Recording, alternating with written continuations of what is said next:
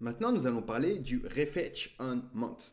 Dans React Query, ça va déterminer si une requête doit être automatiquement refaite lorsque le composant est monté. Donc par défaut, c'est une option qui est à true, ce qui signifie que la requête sera automatiquement refaite dès que le composant est monté.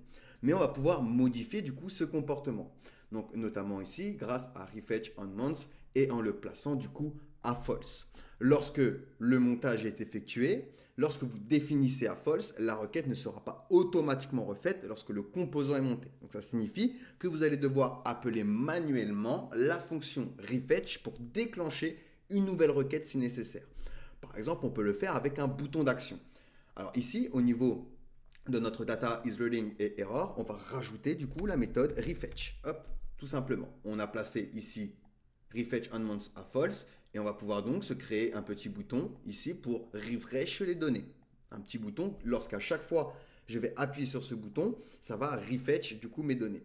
Donc on y va, button. Le button, on va dire refresh, hop, au niveau de l'encre. Et ici, on va lui rajouter donc un on click. Donc lorsque je vais cliquer dessus, alors on va lancer refetch.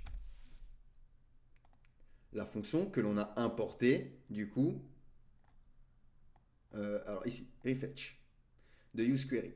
Donc ici, j'ai bien un bouton, et lorsque j'appuie dessus, vous voyez, je fais un refetch.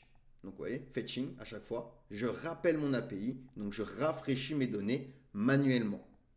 Donc c'est une manière de faire si vous avez besoin dans un scénario ou dans un contexte bien spécifique, vous avez besoin d'un refresh de vos données, que ce soit une BDD ou une API. On parle de BDD, d'API, on parle de requête, donc c'est un ensemble, que ce soit une API ou une BDD. Donc voilà pour le refetch. Allez, posez-moi des questions si vous en avez, sinon nous allons pouvoir passer du coup à la suite.